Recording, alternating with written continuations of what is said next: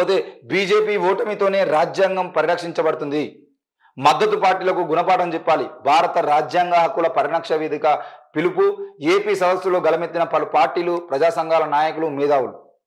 మరి అమరావతి రాజ్యాంగానికి ప్రజాస్వామిక హక్కులకు సంబంధించిన హాని తలబెట్టిన బీజేపీని, ఆ పార్టీ మిత్రపక్షాలను, మద్దతుదారులను రానున్న సార్వత్రిక ఎన్నికల్లో ఓడించాలని భారత రాజ్యాంగ హక్కుల పరిరక్షణ వేదిక పిలుపునిచ్చింది. దేశాన్ని అన్ని విధాలా అధోగతి పట్టించిన, సహజ వనరులతో సహా ప్రజాధనాన్ని కార్పొరేట్లకు దోచిపెడుతున్న, ప్రజల్లో మత కుల వైషమ్యాలకు కారణమైన మోడీ ప్రభుత్వంపై పార్టీలు, ప్రజా సంఘాలు, మేధావులు ప్రతి ఒక్కరూ ఐక్యంగా పోరాడాలని విజ్ఞప్తి చేసింది. ప్రమాదంలో పడ్డ దేశాన్ని రక్షించుకునేందుకు యావత్ పౌర సమాజం ముందుకు రావాలని కోరింది. మోడీ ప్రభుత్వం మూటగట్టుకున్న దుష్పరిణామాలపై సాధారణ ప్రజలకు వివరించి చైతన్యపరిస్తే కర్తవ్యాన్ని భుజానికి ఎత్తుకోవాలని చెప్పేసి తీర్మానించింది. మోడీ హఠావో దేశ్ బచావో నినాదంతో భారత రాజ్యాంగ హక్కుల పరిరక్షణ వేదిక ఆంధ్రప్రదేశ్ కమిటీ శుక్రవారం విజయవాడ సిద్ధార్థ ఆడిటోరియంలో సదస్సు నిర్వహించింది. మరి అందులో తీసుకున్న తీర్మానాలు ఏంటి అని అంటే, అంగన్వాడీల పోరాటానికి సంఘీభావం తెలుపుతూ సిఐటియు ఏపీ నాయకులు సిహెచ్ నరసింహారావు రాజకీయ తీర్మానాన్ని ప్రవేశపెట్టారు. ఇక్కడ కూడా ఇండియా ఉండాలని చెప్పేసి జేడి శ్రీరామ్ అంటున్నారు. బీజేపీ మిత్రులకు వ్యతిరేకంగా ఈ రాష్ట్రంలో కూడా ఇండియా కూటమి బలపడాలని కాంగ్రెస్ జాతీయ నాయకులు జేడి శ్రీరామ్ అన్నారు.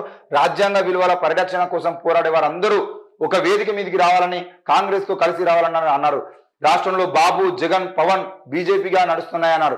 బీజేపీ కంటే కాంగ్రెస్ బెటర్, దౌర్భాగ్యంలో మహాభాగ్యం కాంగ్రెస్ అని, మాతో అందరూ కలిసి రావాలని అన్నారు. ప్రత్యేక హోదా, విభజన హామీలకు కాంగ్రెస్ కట్టుబడి ఉందని కూడా ఆయన చెప్పడం జరిగింది. ఇకపోతే ఇదే విషయంలో ప్రజల మద్దతు కూడగట్టాలని చెప్పేసి బివి రాఘవులు అంటున్నారు. బీజేపీని ఓడించేందుకు ప్రజల్లోకి వెళ్లి మద్దతు కూడగట్టే కర్తవ్యాన్ని తీసుకోవాలని సిపిఐ పోలిట్ బ్యూరో సభ్యులు బివి రాఘవులు పిలుపునిచ్చారు. రాజ్యాంగానికి మూల స్తంభాలైన ప్రజాస్వామ్యం, సెక్యులరిజం, సామాజిక న్యాయం, ఆర్థిక స్వావలంబన, సమాఖ్య వ్యవస్థను బీజేపీ ధ్వంసం చేస్తుంది. ఇప్పుడు అడ్డుకోకపోతే తిరిగి రక్షించుకోవడానికి ఎంతో కష్టపడాలి. స్వాతంత్ర ఉద్యమ త్యాగాల ద్వారా రాజ్యాంగం వచ్చింది. రాజ్యాంగ ధ్వంసాన్ని నిరోధించకపోతే దేశానికి, స్వతంత్రానికి ద్రోహం చేసినట్లే అవుతుంది.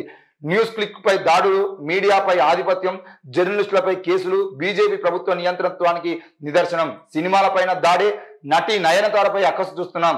సైన్స్ కాంగ్రెస్ జరగకుండా చేశారు.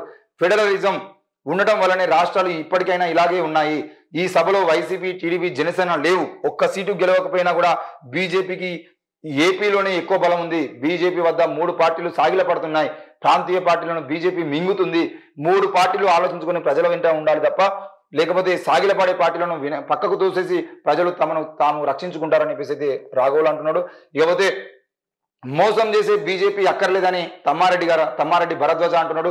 ప్రజలను మోసం చేసే బీజేపీ దేశానికి అవసరం లేదని ప్రముఖ సినీ నిర్మాత తమ్మారెడ్డి భరద్వాజ్ అన్నారు. పద్మావతి సినిమాకు మద్దతు ఇచ్చినందుకు హైదరాబాద్లో ఒక బీజేపీ ఎమ్మెల్యే తెలుగు సినీ పరిశ్రమ కుటుంబాల్లోని మహిళలందరూ చెడ్డవాళ్ళని కామెంట్ చేశారని గుర్తు చేశారు.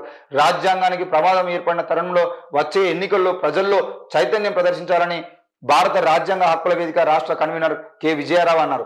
రాజ్యాంగాన్ని అమలు చేసేందుకు మంచి వారిని ఎన్నుకోవాలని ఏఐటియుసి జాతీయ నాయకులు వహీదా నిజాం సూచించారు. దేశంలో పరోక్ష ఎమర్జెన్సీ ఉందని, ఏపీకి ద్రోహం చేసిన బీజేపీని ఓడించాలని ప్రత్యేక హోదా, విభజన హామీల సాధన కమిటీ నాయకులు చెలసాని శ్రీనివాస్ అన్నారు. మొత్తానికైతే బీజేపీకి సంబంధించిన విషయంలో ఎవ్వరు చూసినా దేశవ్యాప్తంగా ఉన్న కమ్యూనిస్టు సంఘాలు కానీ, మిగతా సంఘాలు కానీ, ఈరోజు ప్రతిపక్ష పార్టీలు కానీ అందరూ కలిసి ఉద్యమం చేసేటువంటి ప్రయత్నం చేస్తూ ఉన్నారు.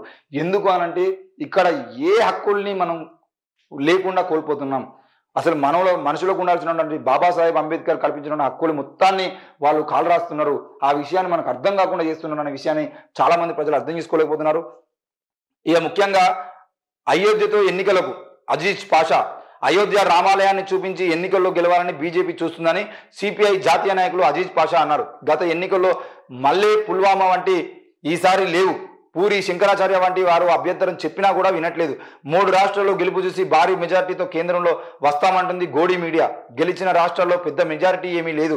ఇండియా బ్లాక్ కలిసి ఉన్నట్లయితే బీజేపీకి ఆ గెలుపు సాధ్యమయ్యేది కాదు. అయోధ్య వెళ్ళకపోయినా కాంగ్రెస్ కూడా మృదు హిందుత్వం అంటుంది. కాంగ్రెస్ కర్ణాటక, తెలంగాణలో వాళ్ళే రావాలి తప్ప వేరే విధంగా కాదు. బీజేపీ పాలన వలన దేశానికి ప్రమాదం, ప్రజలు ఐక్యంగా పోరాడాలని చెప్పేసి చెప్తా ఉన్నారు. ఏది ఏమైనా కూడా ముఖ్యంగా అయోధ్యకు సంబంధించిన విషయంలో అయోధ్య పేరుతో రాజకీయాలకు పోవాలని చెప్పేసి ప్రభుత్వం భావిస్తుంది. అసలు అయోధ్యకు సంబంధించిన విషయంలో ఈ నెల 22వ తారీఖున అయోధ్యలో నిర్మించబోతుంది కేవలం బాలరాముడి ప్రతిష్టాపన మాత్రమే.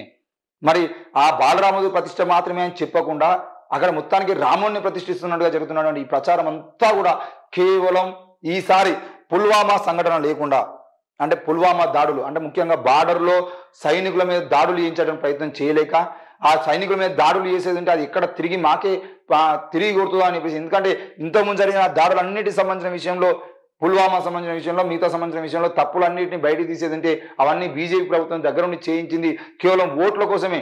ఏ రాష్ట్రంలో ఎన్నికలు జరిగినా బార్డర్లో బాంబుల దాడులు, పాకిస్తాన్ వచ్చి దాడులు చేస్తుంది, ఇక్కడ ఉన్నటువంటి సైనికులు చనిపోతారు. మరి ఇలాంటి ఇన్ఫర్మేషన్ లేకుండా వాళ్ళ గుడారాల మీద దాడులు చేసి చంపిన ప్రయత్నం ఎట్లా చేసింది? అది కాంగ్రెస్ అంటే బీజేపీ పార్టీకి తెలియకుండా చేసిందా అని చెప్పేసి చాలా మంది లాస్ట్ టైం ప్రశ్నించారు. అట్లాంటివి ఈసారి కూడా చేస్తే ఎక్కడ బుక్కబోర్లో పడతాం అని చెప్పేసి పుల్వామా లాంటి దాడులు చేయకుండా అయోధ్య రామ మందిరాన్ని ముందర పెట్టుకొని పనిచేస్తుందని చెప్పేసి అయితే మాట్లాడుతూ ఉన్నారు. మరి నిజంగానే వాళ్ళకు అయోధ్య రామ మందిరాన్ని రాజకీయం కోసం వాడుకోకుండా, రాముణ్ణి ముఖ్యంగా దేవుణ్ణి రాజకీయం చేయకుండా ఉండాలనుకుంటే అయోధ్య రామ మందిర విషయాన్ని పక్కన పెట్టేసి ఈ నెల 22వ తారీఖున అయోధ్య రామ మందిర ఓపెనింగ్ దగ్గర నుండి లోక్సభ ఎన్నికల ప్రచారాన్ని నరేంద్ర మోడీ ప్రారంభం చేయనున్నాడు.